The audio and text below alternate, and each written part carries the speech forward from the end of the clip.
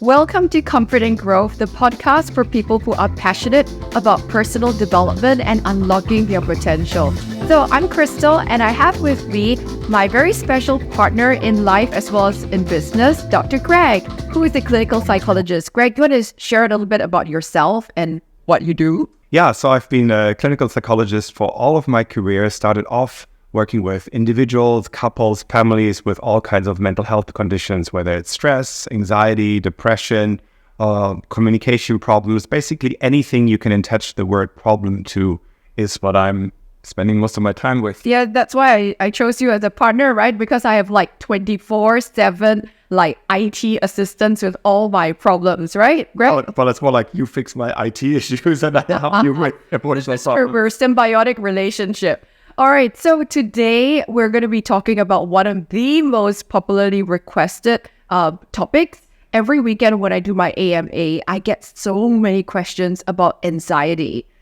Greg, is anxiety a very common issue in the people that you see? Yeah, anxiety is probably the most common psychological condition. I mean, it's also, of course, on a spectrum. So a little self-disclosure, I'm actually feeling a little bit anxious talking to you here. So being recorded, Really? beside this amazing podcaster, Crystal, I'm sweating a little bit. My heart rate is up. I'm probably a little bit hot and speaking a little bit faster than I might normally do. So anxiety is actually quite a normal experience that we all experience from time to time.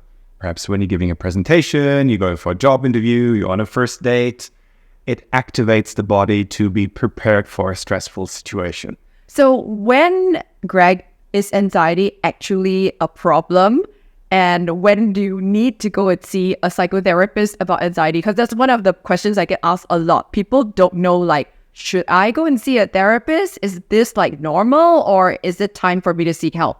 Yeah, so a good way of assessing whether you might benefit from help is to ask yourself, is my anxiety getting in the way of you living your life fully?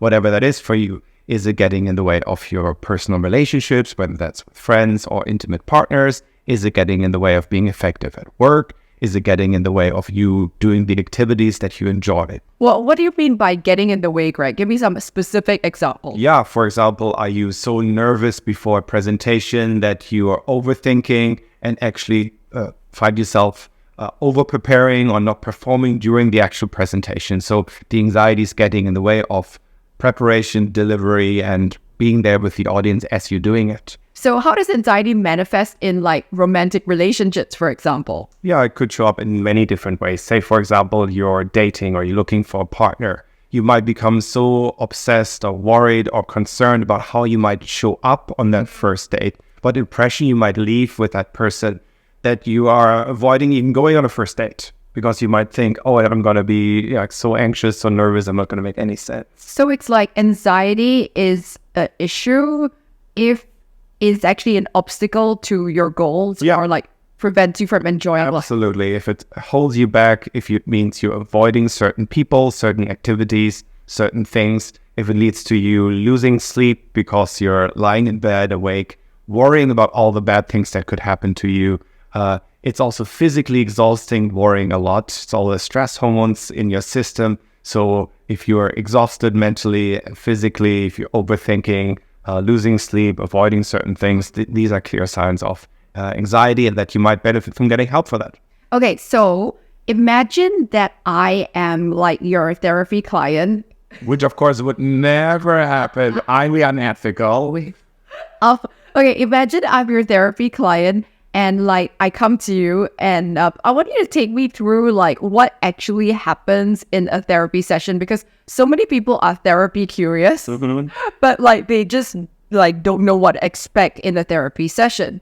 So like, let's say I'm suffering from anxiety and I come and see you, like what would you first ask me, or what that process look like? Yeah, so the first part of therapy is always about getting to know the client coming in. So it's a little bit of background information. What is the current problem? How is it impacting your life? Do other people have similar problems in your family? So it's kind of a little bit like history or intake information. But then we'll very soon double click on the actual issues. Say you're coming in with an anxiety problem that you're worried too much. I can't sleep at night, I'm worried, I'm second guessing myself, I've like got lots of self-doubt. Exactly. So I would get more details about what it is that you're struggling with and how it's actually impacting your life. And I would ask about 4 main domains in your life. One is, how is anxiety impacting you physically? So for example, what kind of physical symptoms might you have? Well, I lost my appetite and I can't sleep at night, I think. And like, yeah, I've been waking up at night, then I can't go to sleep because like thoughts are racing through my mind. Yeah. Of course, very fictional.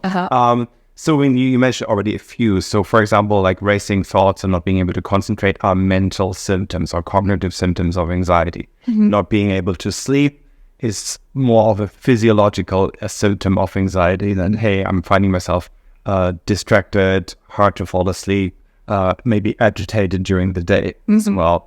Then behaviorally, what might you do when you're feeling anxious? I get on social media and then I compare myself with all of my friends who seem to be like having more exciting lives than I do. And then I feel like depressed and like lonely. Yeah, so I'd be curious to hear what kind of behaviors does a person engage in before they get anxious, why they get anxious, and how to cope with anxiety, like what you're saying. Scrolling on social media, that may help a little bit, but that actually often heightens the anxiety even more. And then, of course, the fourth element is, how is it impacting you emotionally? So anxiety by itself is fear, worry, maybe feeling a little bit disappointed or hopeless as well. Okay, so then what kind of practical tools, because Singaporeans and, Asians in general, we're very practical-minded people. We don't just do like talk, but like abstract things. Like, what practical advice or tools or tips would you actually give them? So with anxiety in particular, a great starting point that I would recommend is starting with the physiological symptoms, the bodily symptoms of anxiety, because anxiety really expresses itself through a hyperactive nervous system. So for example, what kind of symptoms do you experience when you're nervous or you're anxious? Well, my cheeks get a little red, and I can feel my heartbeat getting like really fast and my palms turning like sweaty. Yes. So we call this the fight or flight or flee response. Your body gets activated, and to counteract that, you have to slow down your nervous system. And the good news is it's actually quite simple to slow down your nervous system. You can do that through many different activities. One is by slowing down your breathing, simply taking a few deep breaths in and out. So if I did that for a few times and you were measuring my heart rate, it would slowly go down. And when my heart rate goes down, the overthinking, the anxious thought will also slowly cease to have so much control over you. So it's really important to reduce the overactive nervous system first, because that also signals up to your brain that actually there's probably not such immediate danger or threat in your environment as you might be perceiving it at that moment.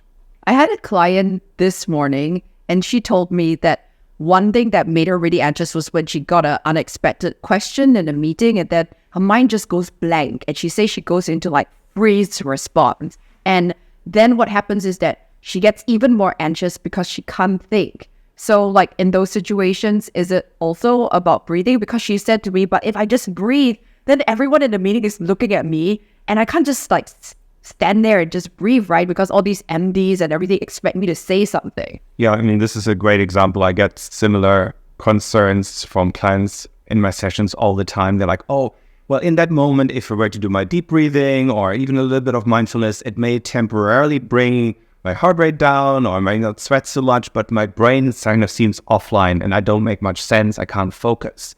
What I say to them is, it's not a quick fix in that moment, in that presentation or in that job interview or when you're meeting with a senior stakeholder. What the issue is with people with an anxiety disorder or anxiety issues is their baseline levels of anxiety is too high. What that means is we need to reduce the baseline level of anxiety day to day, that in those moments when you need to perform, whether it's that presentation or whatever it is, it doesn't actually spike to that point where it hijacks your brain and you're not thinking clearly anymore. So it's like, they're trying to like increase their almost like coping fitness in a way. Exactly. Yeah. So that like if your baseline is lower, then like it's it will spike up anyway because we all go through stressful things. But then when it spikes up, it doesn't spike to the extent that your brain stops functioning. Exactly. Well, what that means is you gotta have to practice these techniques, whether they're for your body, for your nervous system, or behavioral techniques or mental techniques, even on days when you're not feeling so anxious, that then when you need them, you are well equipped to just on the spot use them. So it's a little bit like preparing for a marathon or a race. You got to run every day or frequently to be really fit on the race day. And what other tips can you give somebody who is in that situation where their brain has just frozen? Like, what could they actually do in that situation? Well, ideally, they would have a... But you don't have a time machine. Okay, imagine they're in that moment.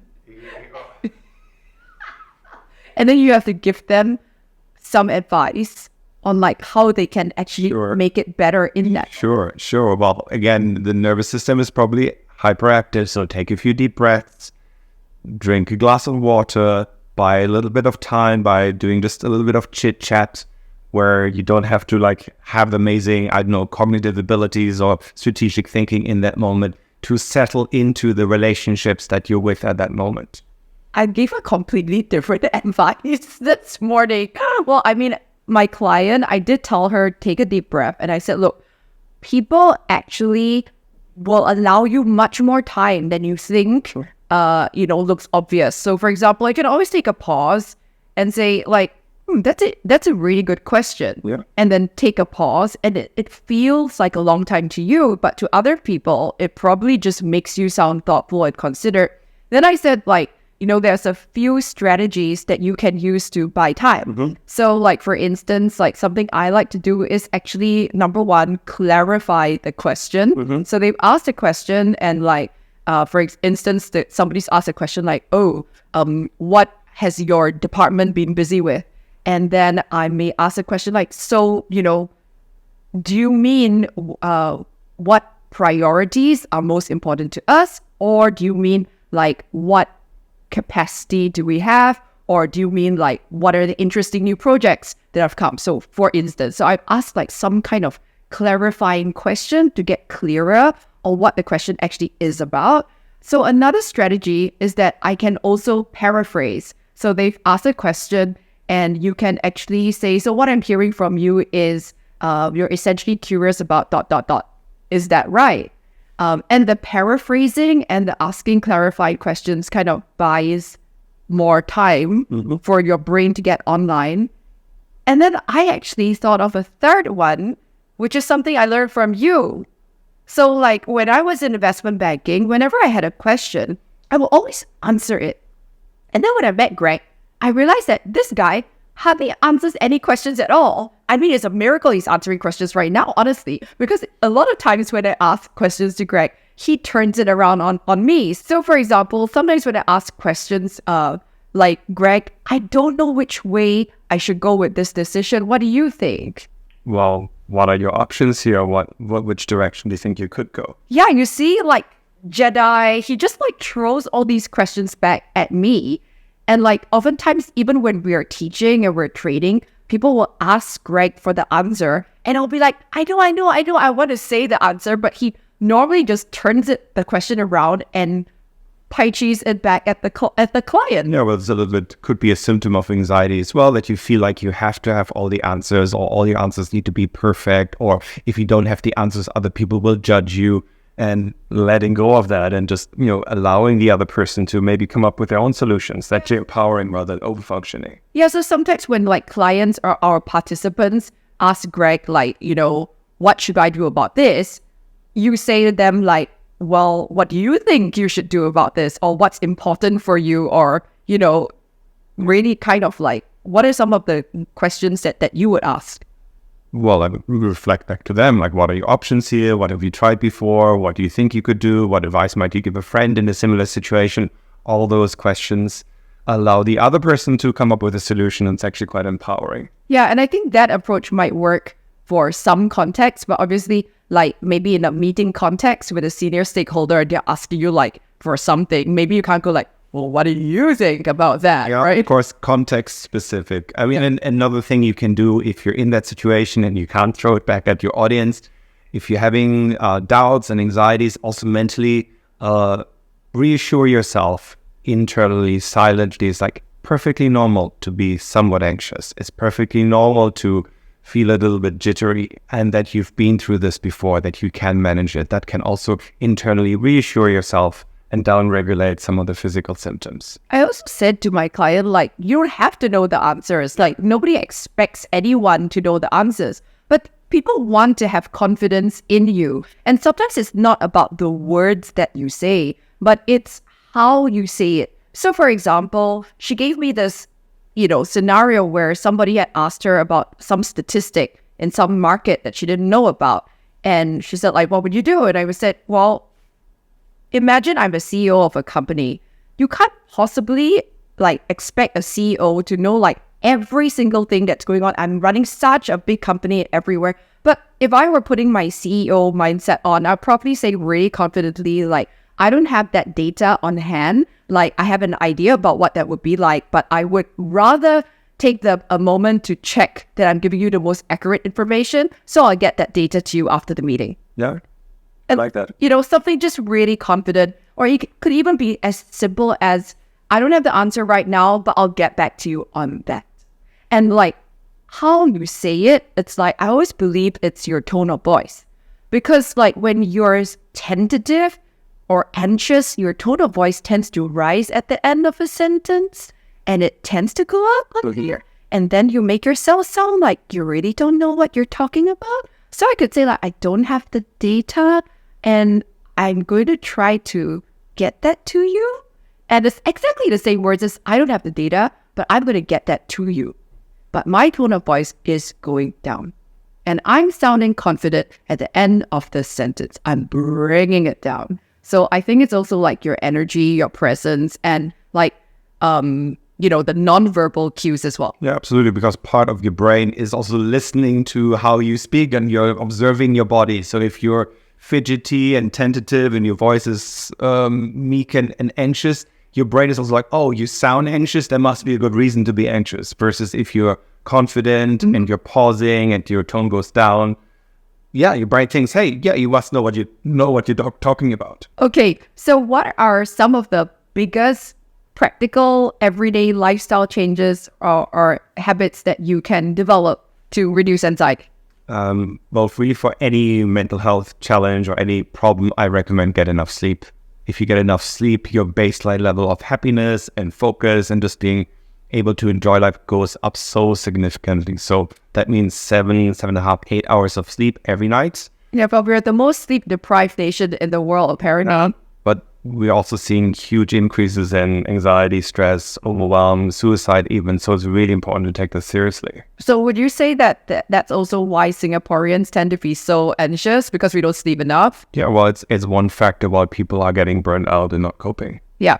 Okay, so sleep, what's another one? Yeah, how you do life, your day-to-day habits, eating regularly and eating healthily, avoiding the sugar highs, and then you will crash at some point and then you will feel anxious. Same goes for caffeine, nicotine, alcohol. They may initially bring you up a little bit, but there's often that crash afterwards that makes the anxiety or other symptoms even worse. Mm-hmm. And then how about mindfulness, journaling, any kind of practices? Yeah, of course. I mean, mindfulness both taps into the body slowing down as well as the cognitive elements of anxiety.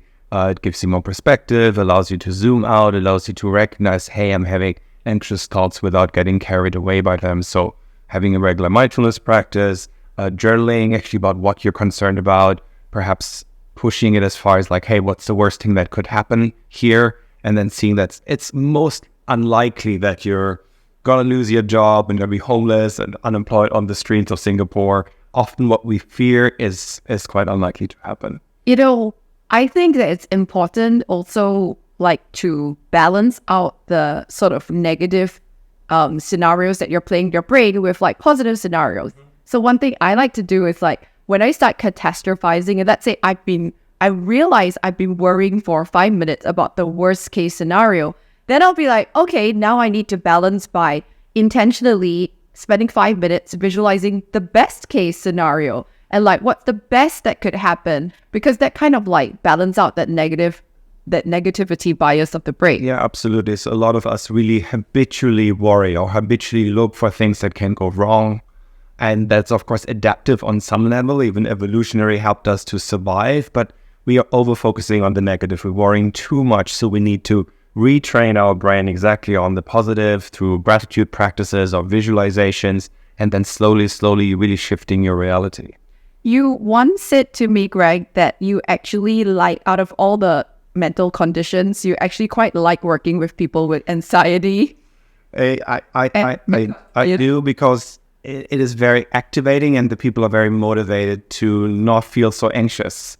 So people often lean into these activities, whether it's the mindfulness, the journaling, the gratitude, calming down the nervous system, and you can see really dramatic improve very quickly. So it's very gratifying for the client, and then of course feels good for me as a therapist. Yeah, I actually observed the same thing in coaching as well, where the clients that come to me, the ones that are like more anxious, they tend to be quite motivated as well. And then they come and for their sessions and they'll show me like, wow, they've done all this homework, they've done all this journaling and stuff. So is it something that like, that's linked to the anxiety that like, you know, activates people to like have that drive? Well, it's just so liberating when you don't have those symptoms anymore. The energy that sets free to do what your heart desires, and the success you can have in work and in relationship is just so free. Yeah, but like what actually makes an anxious person more motivated than, let's say, like a depressed person, or like somebody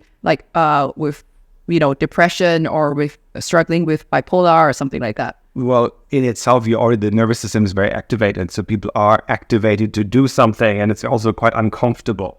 Right. So there's like this kind of motivation in there. The one who feels so nervous is very uncomfortable. Okay. Whereas sometimes other conditions, let's say depression, is also a lack of motivation. Like, oh, nothing is going to make any difference. Right. So can you be both depressed and anxious? Yeah, they often go hand in hand. Yeah. So that when you're depressed, you don't want to do anything. And then when you're anxious, you like, you know, go into this like... Yeah, then you can worry about becoming more depressed, or you're depressed that you're anxious. So they often, unfortunately, actually do go hand in hand together. So something that I also really like about what you say is about how depression is like when your mind stays stuck in the past and anxieties in the future. Do you want to share a bit about that? Yeah, so when we examine our mind a bit more closely, we often realize as we start spending so much time worrying about stuff in the future that's yet to happen.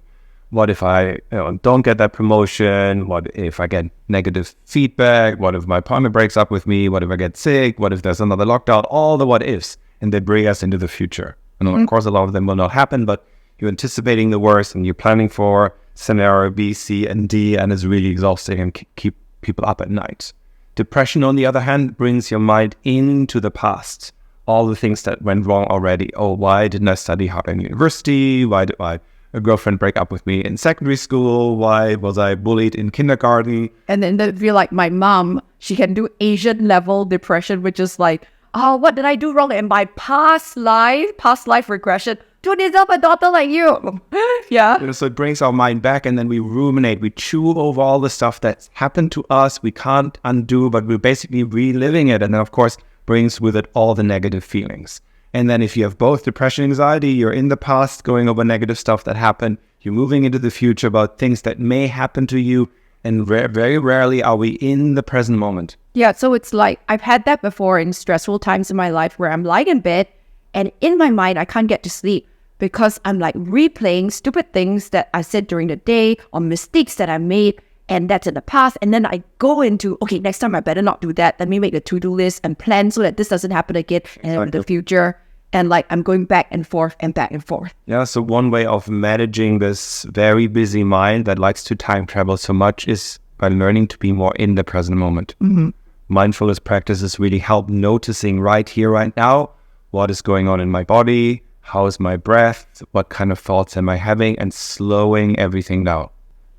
Final recommendation for you, if you're having any kind of anxiety or any other mental health problem or a problem in general, is to speak to friends. Let others in that you're struggling.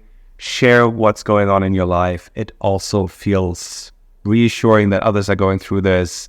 Problem shared is a problem half, as you like to say. Mm-hmm. And we are social creatures. We thrive when we have social support. You forgot the other half of my saying. I always like to say like a problem shared is a problem halved, but a joy shared is like your joy double. So like regardless, whether you're having a hard day, you share it and then like from 1x it becomes half x. But if you have like amazing joy, then it's like from 1x it becomes 2x. So like the sharing is so important. Yeah. And having a social circle, friends that support you is one of the key protective factors that people don't develop burnout or any psychological condition. Yeah, I saw this piece of research that showed that if you had like dinner with your teenage kids more than twice a week, apparently the chances of them being addicted to drugs or having unhealthy behaviors like that dropped by like 80%, like significantly. It was a dramatic number. And it was just that one factor that they examined. How many family dinners did you have together? Is that because of the connection? I think so. It's really important to be intentional nowadays, to be present to each other and listen to each other. Don't be so distracted and offer each other support. Mm-hmm. Awesome. So on that note, I think it's time for us to connect and go offline. Thanks for listening to Comfort and Growth, the podcast for people who are passionate about unlocking their potential.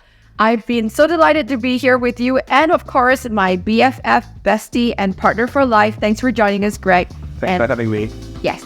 See you again next week. Bye. Hey.